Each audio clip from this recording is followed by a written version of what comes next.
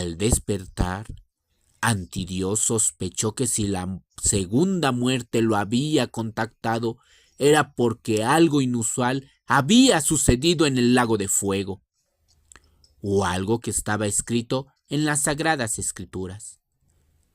La primera vez que estuvo despierto fue cuando nació, gracias a la agitación de movimientos en la materia inerte, la cual fue tan fuerte que su fricción llevó una aceleración de energía, surgiendo una chispa y manifestación de la propia energía, lo que le permitió, por primera vez, abrir los ojos.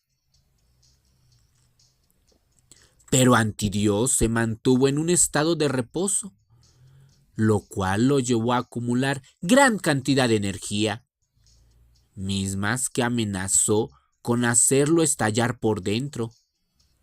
Así, comprendió que debía de separar una parte de sí, trayendo consigo a Dios. Esta fue la segunda vez que Antidios despertó, mas ambos, Antidios y Dios, permanecieron dentro del mismo reino. Plagados de la misma energía, pronto se percataron que mientras Antidios estaba en estado soñoliento, Dios se fortalecía, y cuando éste no se manifestaba, Antidios se fortalecía. Así, se turnaron uno a uno para mantener la existencia de sus energías en balance. Fue un periodo anterior al universo cuando Dios quiso mantenerse más despierto que entró en conflicto con Antidios. Así que éste le propuso encargarse del mundo físico y el del energético.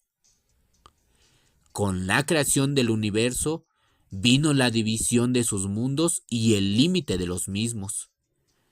Antidios dormiría y solo sería despertado por la segunda muerte, creada tanto por Antidios como por Dios, y Dios quedaría a cargo del movimiento que alimentaría la existencia del propio Dios. Antidios, por su parte, dejaría su reino a merced de la propia renovación de las esencias, las cuales podrían ser retomadas por Dios para así mantener un equilibrio. De hecho, en las sagradas escrituras había un versículo que más o menos decía así: tan solo había estado sin sueño cuando él y Dios fueron separados para crear el mundo vivo, físico, con cuerpo y almas, y el antimundo, lo sin vida, lo abstracto, las esencias sin categorías, sin rostro, sin fin, algo contrario a las energías, pero sin estar en oposición a estas. Mensaje que Gabriel nunca comprendió, ni siquiera con ayuda o influencia del demonio del prejuicio, pues había pasajes extraños incluso para ellos que se contradecían.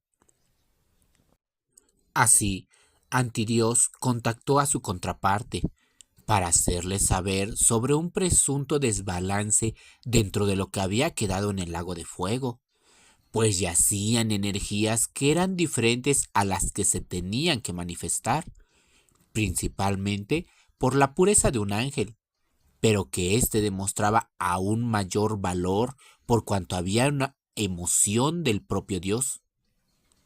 Una emoción que crecía según la gradualidad, pero que no debía de entrar a un estado de renovación, pues es como si la propia esencia de Dios hubiera sido la que estuviera en peligro, la que hubiera sido arrojada al reino de la segunda muerte, a la espina de la corona en el lago de fuego. Dios, quien se encontraba en medio del paraíso con su manto extendido, tal cual si fuera neblina que se extendía hasta el bosque de las semillas, se enteró de lo acontecido, primero por el mensaje de Antidios, respaldado por la segunda muerte y por la nada. Segundo, por sentir la casi extinta presencia de su segundo ángel moribundo. En menos de un instante, Dios se trasladó al Cuescomate, último ojo de agua del lago de fuego. Ahí, en medio de aquel lugar, encontró los pies de Humberto, sostenidos todavía por un látigo que pertenecía a la aguja de la muerte. También observó más látigos convertidos en piedra. Enfrente de estos yacían parados Gabriel y Giovanni, cuyos ojos se postraron de horror infinito por primera vez en sus vidas. Horrorizado con lo que había encontrado en su sagrado paraíso, Dios pidió a la segunda muerte que le regresara los cuerpos de quienes habían sido arrojados al Cuescomate, algo que ella no pudo, pero que redirigió esa orden a Antidios. Antidios, estando a punto de retomar su sueño, le dijo a Dios que aquellos cuerpos ya no eran posible regresarlos, pues ya habían entrado a su reino en donde solo ronda lo abstracto y las esencias, sin vida. Mas lo que sí podía hacer era retornárselas en la forma como se habían concebido y formulado en su reino. Dos bolas luminosas como el sol le fueron entregadas a Dios con apoyo de la segunda muerte. Este pudo identificar perfectamente la de Humberto y, posteriormente, pudo presentir la que había sido conformada para dar existencia y vida a Emanuel. También logró detectar aquello que había sido detectado por la segunda muerte, una especie de esencia suya, muy interna, de esas que solo se siente en la mente y en el corazón. Era una sensación de amor entre ambas esencias. Iracundo, Dios convocó un nuevo juicio. Látigos brotaron del lago de fuego por orden de Dios, apresando hacia Gabriel y a Giovanni muy cerca del Cuescomate. También convocó al ejército divino, quienes, al ser cuestionados por la voz de Dios, no pudieron mentir, dándose a conocer toda la verdad. De inmediato, Dios también presintió vivo al demonio del prejuicio, pues su influencia emanaba de Gabriel, solo que ésta se había combinado con la de Gabriel. Ambos eran culpables por cuanto el ataque a Dios pronto se reveló. Giovanni tampoco fue visto como un inocente. Eran dos ángeles guerreros del más altísimo rango como para ser seducidos por un demonio. Los más allegados también fueron atados por látigos que emanaban desde el Cuescomate. La purga de los ángeles se estaba dando.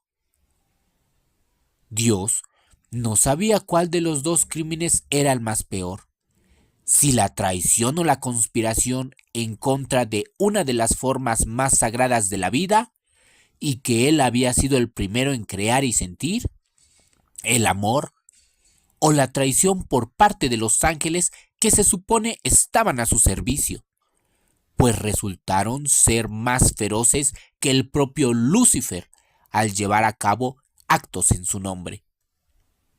Así, Dios también condenó el mal empleo del sable que le había conferido a Gabriel, el mal uso de armadura por parte de Giovanni, así como el mal uso por parte de las magias divinas otorgadas a la nada. Sus principales seguidores, como Misael y algunos ángeles de la guarda, también fueron acusados de traidores, por intentar querer apagar su reino y también una nueva forma de amor que, indirectamente, era también atacarlo propiamente a él. Su cólera había alcanzado dimensiones jamás antes vistas. Había sido tan grande que de su voz salían vientos férreos que de inmediato rodearon al paraíso, pues su traición podría decirse que casi estaba a punto de culminarse al atacar al amor. Pues como bien lo decían los textos sagrados, Dios es amor. Su castigo no solo sería ser lanzados al lago de fuego, sino que iría más allá del poder de la segunda muerte. Sus esencias serían aniquiladas por completo, separadas por completo de una posible posibilidad de permanecer en la majestuosidad del reino del antidios, junto con las almas mortales que fueron condenadas, ya no existirían más. Sus nombres serían borrados de la existencia y del futuro y de todo lugar que había y hubiere. El paraíso, por primera vez, desde su nacimiento, se había nublado para comenzar a llover como en los tiempos de Noé. Gotas de agua, pese a ser diminutas, tenían el peso de 10 asteroides. Los relámpagos eran cargados con energía cósmica similar a la de la gran explosión del universo. Los vientos tenían consigo la fuerza destructiva de un agujero negro por todo el dolor que sentía Dios, pues las atrocidades por parte de Gabriel se extendían hasta el pasado, cuando concebió a Lucifer. Antidios pidió a la segunda muerte interceder no ante la furia de Dios, sino ante la tormenta que se avecinaba, para que ésta fuera directa a la espina de la corona, y así salvar al paraíso y el mundo de Dios. Y es que la tristeza y el dolor inundaron la majestuosidad del Creador, pues Dios sabía perfectamente que tal y como se encontraban los enamorados, se mantendrían por toda la eternidad, pues ni con toda su majestuosidad divina, eterna y poder, lograría recuperar los cuerpos desmembrados de Humberto y Emanuel. Lo anterior estaba muy lejos de las manos de Antidios, lejos de la segunda muerte. Así estipulado desde el principio de las cosas para mantener el equilibrio de los mundos. El acto más lamentable de lo lamentable había manchado la tríada del mundo, generando una tangente jamás prevista ni por las sagradas escrituras, el Luciferius, el ángel del prejuicio o el sello de Dios.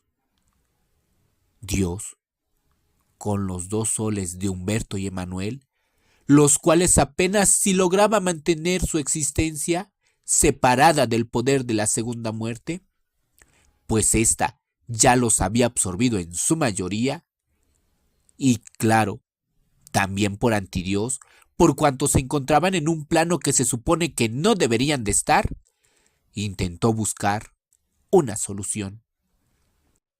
Mas ese amor que fue tachado de prohibido entre el ángel y el demonio fue lo que le permitió a Dios llevar a cabo lo siguiente.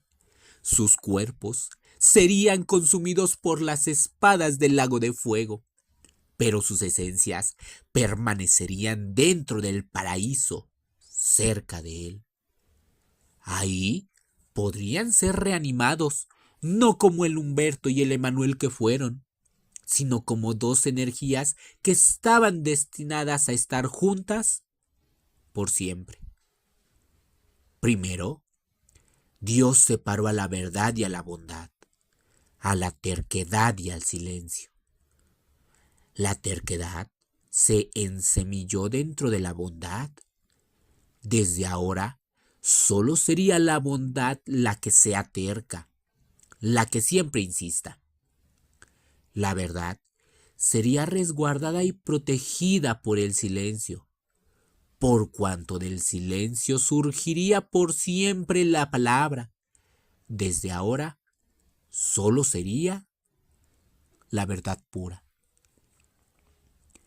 Aunado a ello, el símbolo del alfa y el omega serían reemplazados por la H y la B.